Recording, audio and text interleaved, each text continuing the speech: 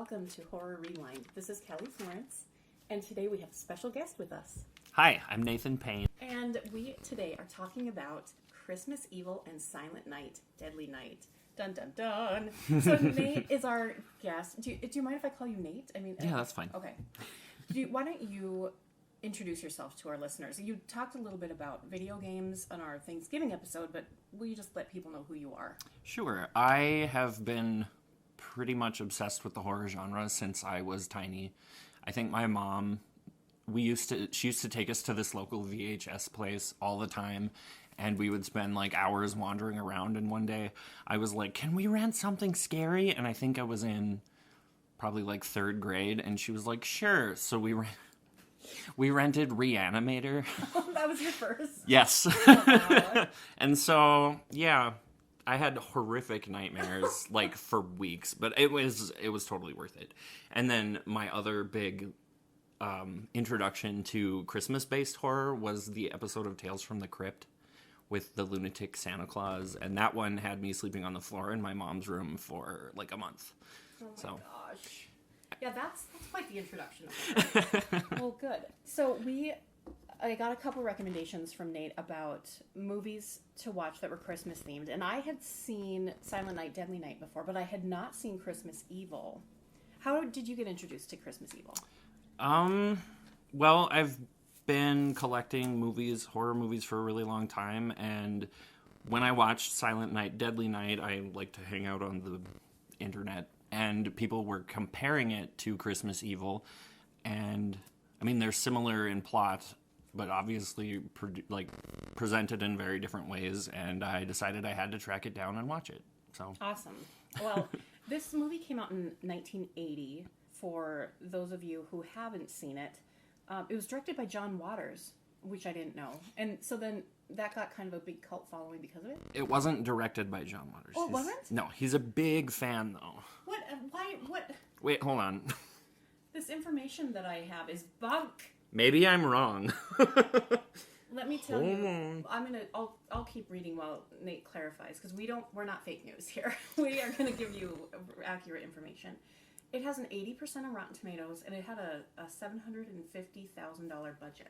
Okay, it was directed by Lewis Jackson. What is with this? Okay, what is with this John Waters reference? Well, John Waters is a humongous fan of the movie. Oh. It's one of his favorite movies, and actually on the Blu-ray he has a commentary, so I could see. Somebody, I was reading some article and it said directed by John Waters. This is why you need to check your sources, people.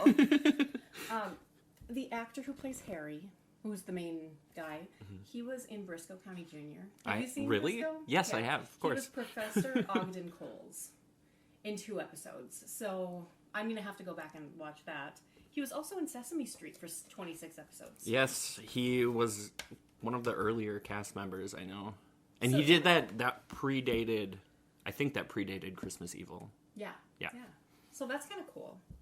Okay, so let's start talking about this movie. Oh, wait, do you have anything to say before we start talking about the movie? The one thing I thought was really interesting, the marketing for this movie when it first came out was really riffing on Halloween a lot. Like, they mentioned, first there was Michael, and then there was Jason, and now there's Harry, and they had the subline, the night he dropped in. Oh. So it's like the night he came home, but Yes. with Santa. Okay, very cool. So this movie starts out, and the trauma, the inciting incident is that this boy sees his dad dressed as Santa. I'm assuming that's his dad. Yeah. Kissing his mother. And Vienna, my 4-year-old, just heard Jackson 5's version of I Saw Mommy Kissing Santa Claus. And she thinks it's ridiculous. Like, she thinks it's hilarious. Like, and she's just like, why would you be kissing Santa Claus? Like, she's asking me. And I'm like, I don't know. Well, I didn't. And she's like accusing me. But she thinks that's funny. So, do you think this would warp you as a child? Well, the way it happened in the movie, kind of. Like, the way it was shot was really odd. Yes, it was. Like, the mom was just standing there, and then Dad was crouched next to her. Nothing really happens. He's just, like, Right. feeling her legs. Yeah. I mean, it's implied. Yeah. Yeah, he definitely gets traumatized by this. He's not... He okay smashes with it. his snow globe and, like, purposely cuts his hand. Yeah, that's pretty dark. Yeah. I feel like he was already predisposed to madness. because that's not really a typical reaction. Yeah, true. So there was definitely, this was his incident, but he's not a healthy individual. No. Okay, the next thing I wrote, I don't know what it's in reference to, but it's Creeper. He must have been... Oh yeah, he right away, like the next scene, it shows him waking up and doing his little exercises in a Santa pajama suit, and then his whole house is all like decked out in Santa Claus stuff, and he keeps these books where he like spies on the kids with the binoculars, and then he writes them down. And I actually wrote some because there's this kid that lives across the road named Moss Garcia, and fun fact, I know, right? I actually wrote, I would be a horrible child if my name were Moss also. Yeah. Anyway, he writes down all these things, and like Moss is in the naughty book, and it's because he picks his nose, throws rocks at dogs, he knocked over a garbage can, he has impure thoughts, and poor body hygiene. Wow. Moss. And are these things to, put him in the naughty book? Do you think that... Maybe the picking the nose. That's pretty horrible. No, but I love the scene where he asks all the kids what they want for Christmas, and Moss is like, a lifetime subscription to Hustler. Oh, okay, Moss. I'm throwing you under the bus now. I take back everything. It's the impure thoughts. Yeah, okay. How would you like working in a factory? I was watching the movie and I was like, this looks... They're just on the assembly line and it looked horrible. But that was part of it, was that he got promoted to a desk job and he did not want to be in the desk job position. Yeah. That was a big thing. Be hands-on with the toys. Yeah, because it's a really interesting dichotomy, like watching him genuinely care about kids and like want to do a good job as Santa Claus, and then like, his slow descent into madness. One of my favorite things about the Jolly Dream Toy Factory is the poster in his office. It's like this terrifying Santa Claus, and it says, if it's not Jolly Dream, it's not worth having. Yes. And it's so harsh. And we see later though that the toys aren't even good quality. Right? No, they're kind of crap. So they would set up our sympathy for him though really well, because his coworkers are terrible, and he ends up taking a shift for a guy, and then later he sees them out at the bar. Yeah, Frank, his coworker Frank, is a complete, he's a bastard. Yes. Am I allowed to say that? Yes, he's a bastard. Yeah, and then that same night, he goes to visit his brother and sees him with his wife, and he like watches them through the window and gets upset and then leaves and doesn't show up for their Thanksgiving.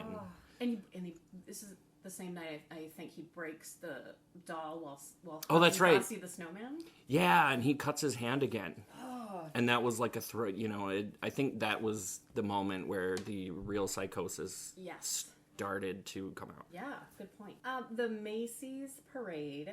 Did you notice when he's watching it and they were like building up that Santa was coming? I was afraid he was going to start masturbating or something, because he seemed like super excited, or I don't know what he seemed. Yeah, it was. Yep. Uncomfortable. I was really kind of creeped out by that too. And even the scene where he sees his brother and his wife, like for a second I thought he was, because he's standing out the window watching them and he's like shaking. But I don't think that was the intention. No. I was like, ugh. But because of the remake of Psycho and Norman Bates, they actually they went there. So I was like, oh no, is this going to happen? But it didn't. Yeah. It's a good creepy setup. Him preparing for what I assumed would be a killing spree. Mm-hmm, yeah. But it's, spoiler alert, it's not a killing spree. No, it's not. It's more just like a break. Yeah. And one thing I wanted to point out too was his brother Phil is married, and his wife Phyllis, I don't know her name. His wife was one of the only people that ever really stood up for him, and yeah, I noticed that. She was I liked her. She was a sympathetic character. Yeah, she was trying to put it in perspective and realize, it's okay that if he's not here all the time, you don't have to worry about him. He can feel what he wants to feel. Yeah. Well, and then there's that scene where he paints his face black and his hands, and he like presses them up against the house, and it's Moss Garcia's house, because he's like, this is a bad kid. And then immediately after that, Moss comes out with his mom, and did you know that she's played by Patricia Richardson, the mom from Home Improvement? No, I didn't realize that. Yeah, that's who she is played by. Familiar, but yeah, and she like slaps him super hard. I know. Then I feel bad for Moss. I know, but again, she named him Moss, so what can you say? Oh, and she slaps him because he's like, oh my god, there's a monster over there. Which there there was. He was hiding in the bushes. That whole scene was really quite creepy. I also wrote down, okay, so after that, Harry went through his whole, that was like when he really started to go kind of nuts, and he made his Santa suit and then spirit glues the beard to his face. And as somebody who does a lot of theater, like there's that scene where he's like yanking on the beard and he's like, it's so realistic. I can tell you spirit glue is a nightmare. So I actually wrote down, like, Nate, how often have you used I've used it a couple times. I hate it. It's really difficult to remove. I bet. His cosplay's on point, though. Yes, yeah, his Santa suit is amazing. Yeah. I actually played Santa this last weekend for a local train depot thing. And I was kind of, when watching this movie in Silent Night, Deadly Night, I was kind of judging the different Santa costumes. But his costume was pretty good. It was very well done. Did you notice there's this company party thing happening? Oh, yeah. The Jolly Dream parking lot, it looks like people are triple parked. They're not great at parking. No, they don't have lines. I did notice that, and I also noticed, like, at the party, there were drunk people stumbling around on each other. Like, What was that? Now, this scene was written in inspiration from a real work party that somebody used to cater. Wow. One of the writers used to be a caterer, and they based it on real work parties that they had seen. I always thought this was a cliche, but apparently it happened. Oh, and the company party sign forgot an apostrophe in the word "it's." Oh, it's not worth having. They didn't put an apostrophe. I just had to call them out for that. That's not okay. Oh, the video, they used the R word to reference. Oh yeah, that was a thing. They were there was a video where they were saying they were going to donate toys to this children's hospital, and yes, they did use the R word, and I was like, ooh. But that was kind of what caused him to snap, was finding out that yes, they were donating, but they had no intention of donating enough. Yeah. Like, it was all a big money grab. And they wanted the employees to donate instead of actually donating money themselves. Right. Like the company. So that he gets angry, he gets all these toys together, and then he makes the... Yes. He makes all the toys in his basement. His creepy workshop basement with all the doll parts hanging everywhere. That was one of the creepier parts of the movie, I thought. So he goes and delivers all these presents, and that was legitimately nice. I didn't know if his intentions were good or not up until this point. Yeah, when he brought the huge bag of toys to the hospital, and the security guard didn't want to let him in, and he's like, my intentions are good, and he gave the man a present. And so then they brought the toys in, and like the nurse was crying, and everybody was really happy, and he had painted the sleigh on the side of his creeper van. Yes. It definitely looks like a kidnapping van. But then, after he leaves there, he is going past the church. Yes, where he knew that jerk guy would be for Midnight Mass. Yeah. And this is where the actual first, or are there... it's the first three. First three murders occur on the steps of the church. That was pretty powerful. It was crazy. I did think it was interesting how it was really sudden, and the actual, like, the way it was shot felt to me like he was killing one person, and then they, like, back out, and all of a sudden there's 3 corpses on the ground and a lady screaming. Yeah. So, yeah, it was kind of surprising that he had killed 3. That was one of my only real criticisms of the movie, was it was kind of hard to follow a lot of the time. Like, some of the editing was a little bit unclear, I think. And even some of the scripting. Like, I didn't understand that Phil was supposed to be his brother until later. Oh. And I kept mixing him up with his jerk coworker. So I have a bunch of scribbled out notes where I had to, like, once I figured out what was going on. Well, and too, even these people he kills, they're randoms, and he went there. Well, one of them is his coworker, isn't it? Is it? I don't know. See, I don't even know. Right, that was the, yep. It's hard. It was hard to tell. I have a note about his van. It's not low key at all. No, it's very, very, very distinct. Yeah. You could pick that van out of a lineup. But I wrote down, being dressed as Santa would be a good way to infiltrate any Christmas party. Yeah.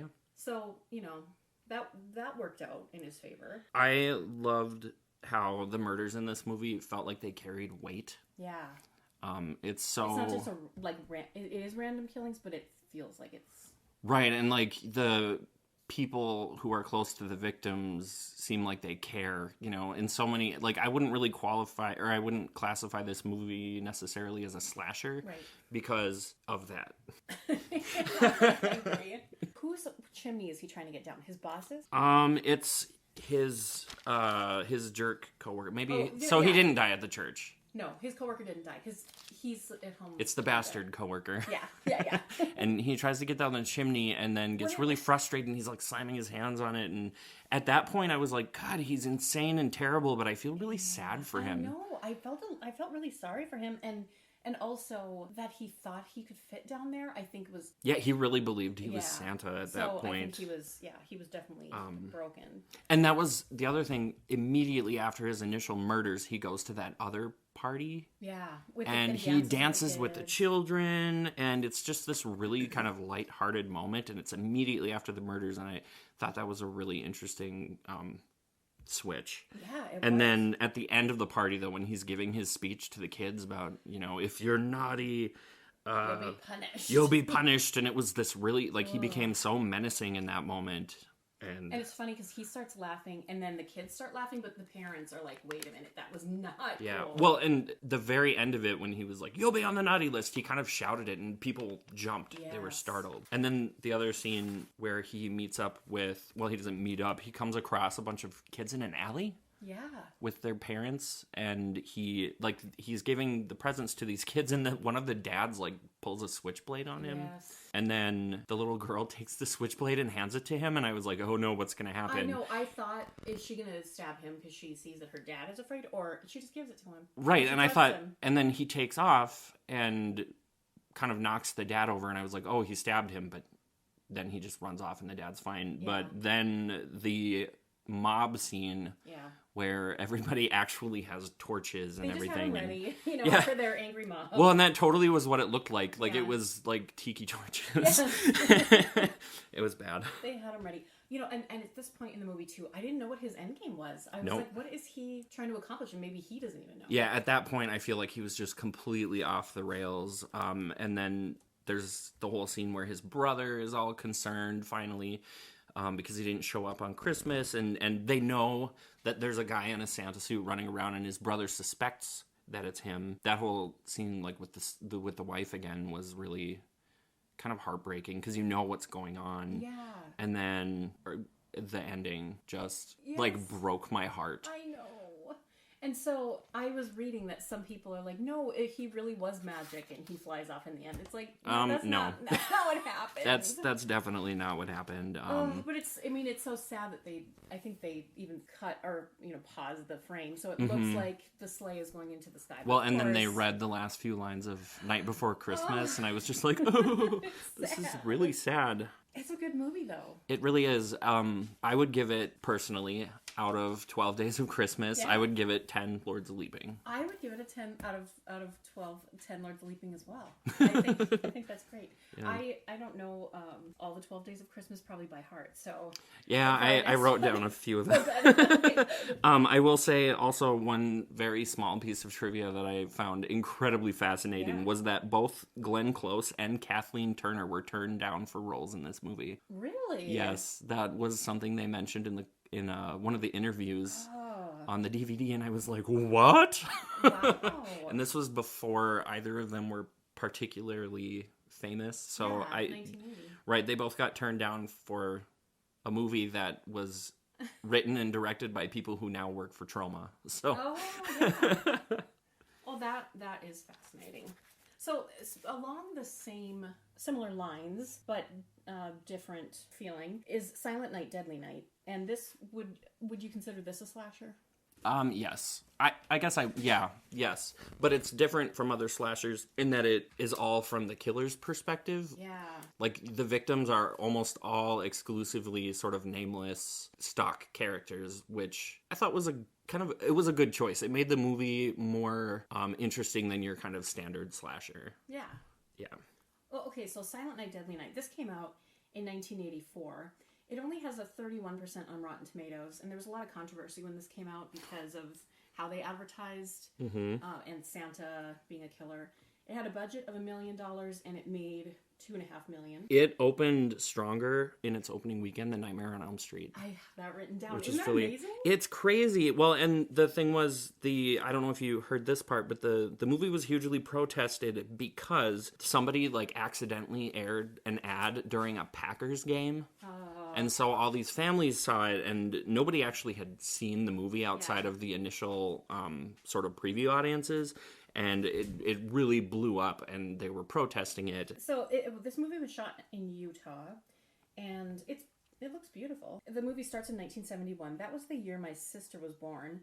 And they show the mom holding this baby in the front seat. And people now are probably like, what the heck? But my parents tell stories about, they used to live in Texas. Mm-hmm. They drive from Texas to Minnesota with my newborn baby sister, it like in a laundry basket in the back seat, so she could sleep in there and then not fall off the seat. That's really funny. I remember as a small child, this would have been like 1986.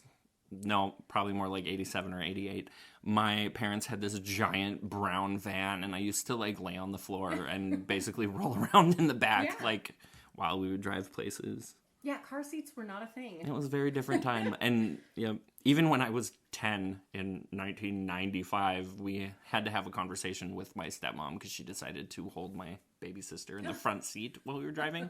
And everybody was like, that's really not a good idea. But it's... Yeah. This family is going to visit Grandpa in the nursing home. And he's creepy because he's pretending not to be okay, and then he talks to the little boy. Well, or yes. Not, or what do you think? I wrote down, like, do you think he really talked to Billy, or do you think Billy is just predisposed to this insanity? I've had that thought, too. Yeah, and I do like that it's kind of left open, but he's so suddenly clear and there where he had been basically in a vegetative state for however long. Fun fact about that scene was that Quentin Tarantino and Robert Rodriguez are huge fans of the movie, and Quentin Tarantino has an original print, and they both performed that scene word for word at an Austin Film Festival. So weird. I know. I love it, though. Did old people ever try to scare you? My grandpa used to, like, spit his dentures out at us. Okay. And so I had that thought, too. It's like, is the grandpa really saying this, or is Billy remembering it like this because of the incidents of that night? And maybe we're seeing his memory of it. Either way, it's a very effective and very creepy scene, that grandpa scene, man. Ooh. When they're in the car now, and the mom calls the grandpa a crazy old fool. Did you see the little boy's reaction? No. When he got mad and was like, you shouldn't say mean things about old people. Yeah. That's naughty. Yes. So cute. But then the horror comes, and that scene where first it starts with Santa robbing the store and like murdering the storekeeper for $31. Yeah. They pull over because they see him by the side of the road, like, quote unquote, trying to fix a car. And that scene, ooh. Yeah, it was really disturbing. And it's like, he doesn't rape her, but it's like he's attempting to or starting to. Yeah, this movie has a lot of boobs. Yeah, it does. A lot. And that was, I mean, if that's something that bothers you, this is probably not the movie for you. Yeah. And then, the other part that makes it so disturbing is that there's the little baby in the backseat crying. Baby Ricky. Oh, the baby. And you don't know right away if he survives, and you find out later. Right. But then it's like, oh God, is this baby going to die? Yeah, that whole scene is so chaotic and just like, it really got under my skin. And then little Billy is hiding in the bushes. Yeah, it's definitely, it could make, the strongest of people break. Yeah. It's a much stronger case for insanity than what Harry saw. Yeah, I totally agree. I was thinking of that too. It's like, oh, okay, this is horrific. He saw his parents murdered. Yeah. So. Oh, one thing, right around that time, because they're in the car and the little boy is singing that creepy song that they play throughout the movie. The Santa's watching, Santa's waiting. Like, Morgan Ames wrote a ton of fake Christmas songs for this movie, and you can actually buy them on a vinyl album now. That's so cool. And if you listen to the lyrics in those songs, they're really they're focused on the creepiness of Santa, but they sound so happy that, you don't really notice. And I feel like that's kind of true of a lot of Christmas songs. Yeah. But in this movie, I thought it was cool that they made up a whole album worth. That is great. I think they only used like 2 or 3 of them, but it's an album you can buy. Oh, that's awesome. He's now at the orphanage. And Poor Billy. I know. And Ricky. Ricky was there. Yeah, also. Ricky was there. And seeing people being mean to kids makes me livid. And this nun, the Mother Superior, like, she's whipping him and just being... She's a monster. Well, and he sees a couple having, like, the most awkward sex ever. Yeah. Like, they look so uncomfortable, and it's probably because they were cast in Utah. Yeah. But, like...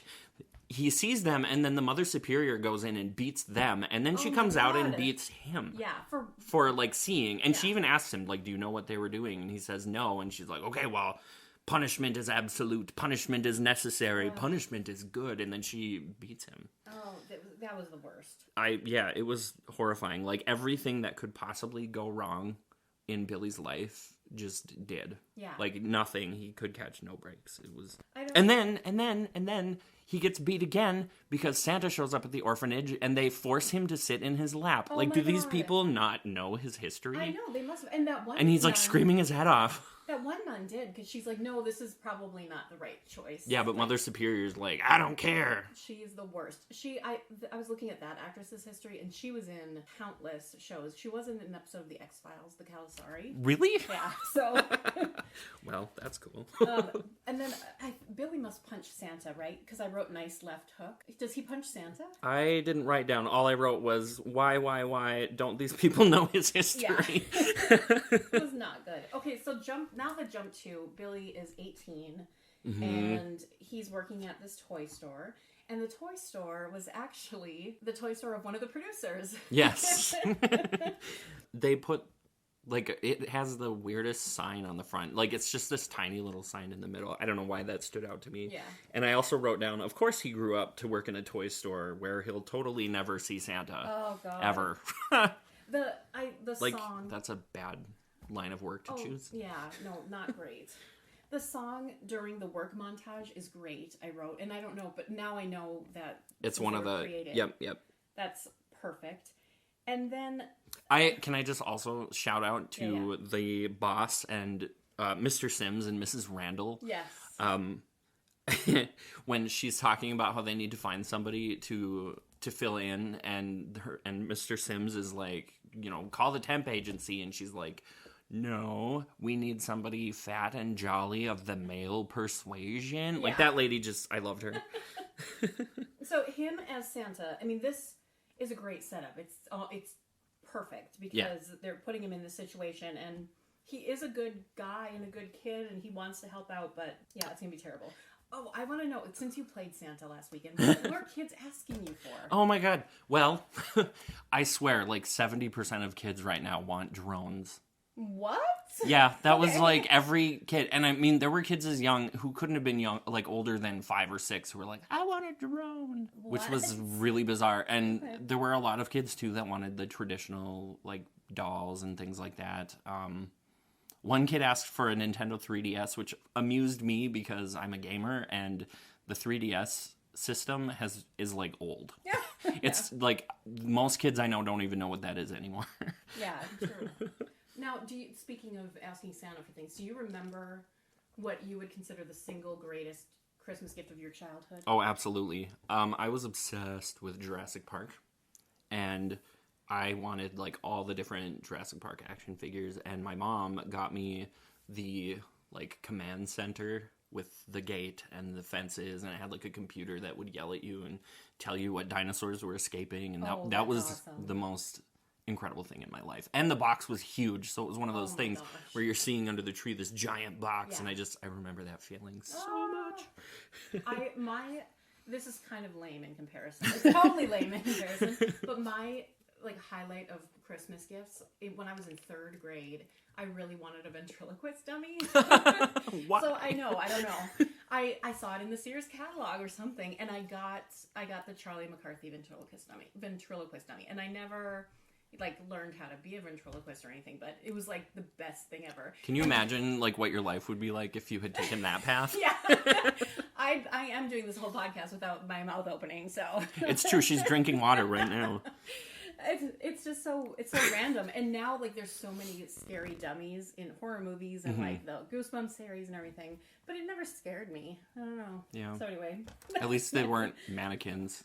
yeah, true. Poor people. I know. My 4-year-old is terrified of mannequins, and yesterday she just said something creepy about them. So she said she's scared of mannequins because they're faceless and they don't leave footprints. Yes! Which is like, oh my God, that is really scary. And so then the other day she was talking, we went to Target and she's like, well, we can't walk past any of the mannequins because they'll see me and then they'll know where I live. And I'm like, oh my God. And so she closes her eyes like during that part of the store. And it's like if you make eye contact with a faceless mannequin, then they know where you live. They like imprint on you or something. You know, I feel like Horror Rewind needs to make a movie of your own. Yeah. And terrify my daughter. Yeah. One of my favorite things, going back to the toy store, like as soon as the store closed, again, Mr. Sims, like one of my favorite 2 characters, yells, "It's over, time to get shit-faced." Yes. And like everybody starts just getting wasted in this party after work.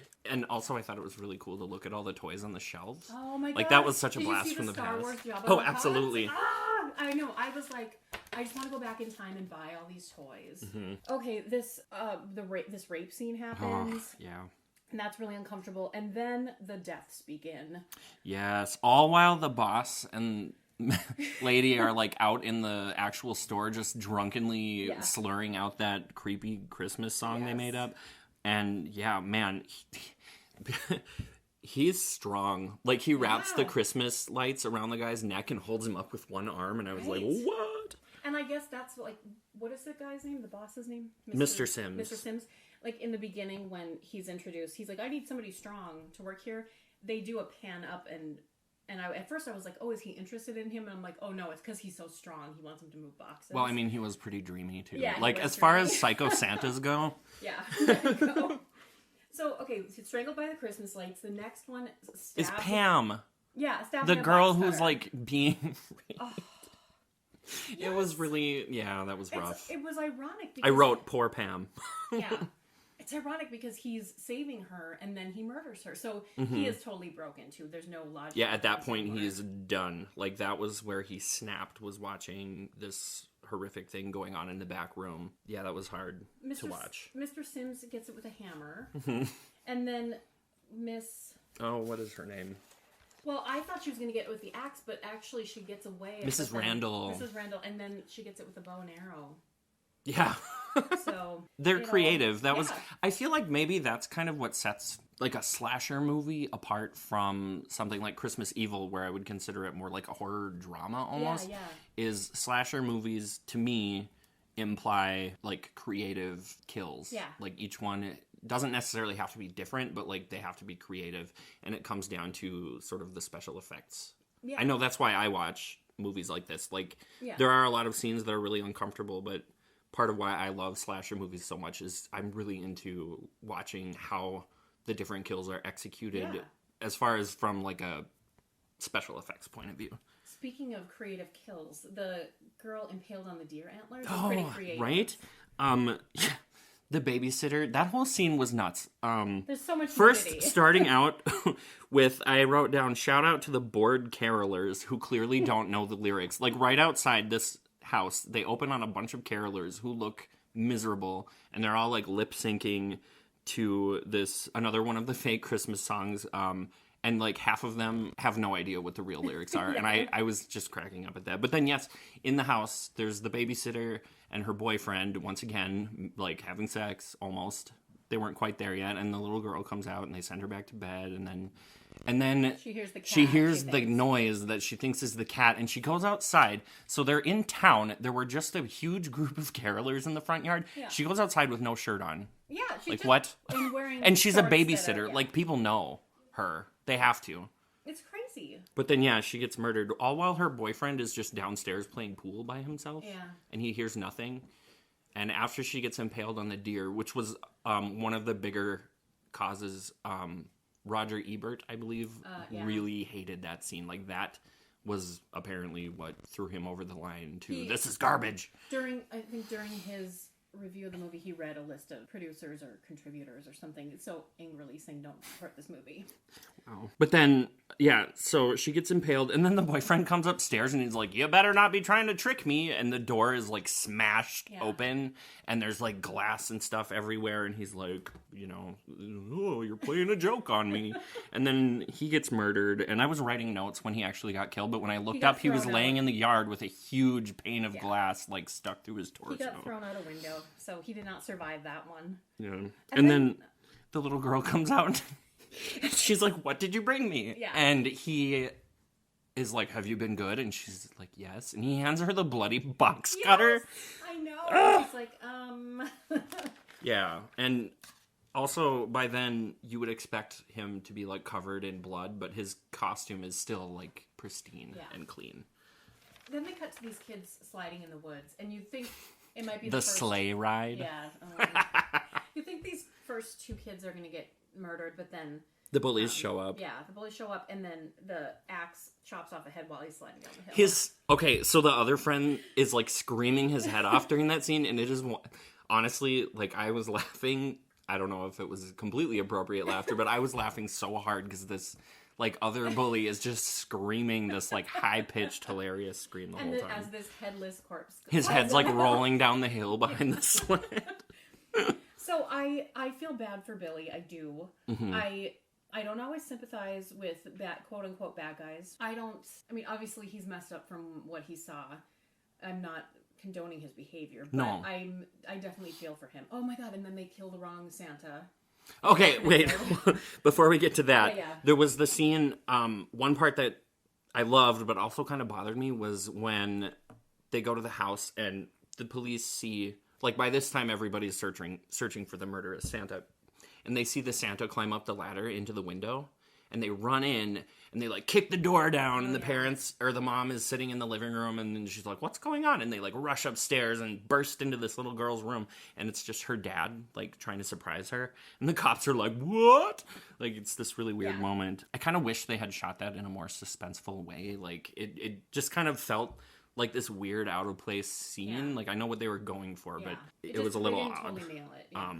But yes, they cut to back to the orphanage, and Mother Superior is outside with the kids, and Santa Claus shows up, and the police show up, and they're, like, screaming at him to, like, get down on the ground or whatever, and they, like, riddle him with bullets. There was even blood, like, spraying on the children. Yes! And the kids are weirdly calm in this whole, like, section of the movie. I was like, what is going on? But then... It turns out that was the priest. And he was deaf! Right? This is one of my favorite things about this movie, is it is so ridiculously over the top that it's hard not to really just, like, kind of embrace the crazy. And then they're, like, all inside. The orphans are super calm, just, like, hanging out, even though they just saw Santa get gunned down. And then Mother Superior tells them to quit moping. Yeah. It's time to sing some damn Christmas songs. And she forces them to sing Deck the Halls. And I wrote, did she drug these children? They're so calm. Yeah. Yeah. We find out now that Ricky is alive, the baby, which is Billy's little brother. Mm-hmm. And this and he's still in the orphanage. Yes. Because he was, like, a child at that point. And this is setting up the sequel, of course, but... They let Billy in because he's Santa. Why wouldn't you let him in? Yeah, and then he comes after Mother Superior with an axe and gets gunned down. Yes. So these poor orphans have seen two different Santas, like, riddled with bullets in the same, like, hour. So, yeah, what my 10-year-old was watching the end of this movie with me, and he's like, well, didn't that now just set up a bunch of other potential killers? I'm like, yeah, actually, that's true. If that was the inciting incident for... Yeah, I could see, like, a whole franchise of various crazy Santas. Now, have you seen any of the sequels? I saw that there's up to 5. There's several. I know that Ricky is the killer in a couple of them. I haven't actually watched them. I know the second one is largely clips from the first movie. Oh, okay. I don't know if you've ever watched, like, The Hills Have Eyes Part 2. Yeah. Where it's, like, almost entirely just footage from the first one. Yeah. I was actually talking to some friends last night about how I had just watched it, and my friend started talking about how she had seen it, and she was, like, listing off all these scenes, and I was like, yeah. it's so good. And then she like listed off a couple other scenes, and I was like, that is not the same movie. And I realized, oh, she must have seen the second one. Oh, and okay. so that was kind of a thing, because she mentioned Ricky, and I was like, okay. And I think it's the fourth one. We were looking at the descriptions then, because we're like, oh, all of these are, we could... Doesn't Billy eventually come back? Well, I don't know. Or something? The fourth one looks like it ventures off, and it's about she-demons. What? I don't know. And Campbell's like, what even is a she-demon? I'm like, well, I don't know what it is in this movie, but literally, it doesn't make any sense. So, if you have seen Silent Night, Deadly Night 4, what the heck is it about? Yeah, it's interesting. A lot of times I will watch like the first movie in a franchise and be like, okay, I'm only going to watch the first one because the rest are all like knockoffs or whatever, and I'll wait forever and then finally watch the sequels, and I'm like, yes, they're terrible, or wow, these are surprisingly good. And I feel like this is one of those series where I'm going to have to track down more of the movies. Yeah. I know that the original people involved with the first one had nothing to do with the rest. Oh, okay. They talk about that in the commentary quite a lot. I saw that. I think at least 1 through 4 are available on Amazon. That's good. We streamed it on there, I believe. And then I just saw yesterday when I was researching that there is a 5. And one of the biggest vocal critics of the original movie is in the 5th movie.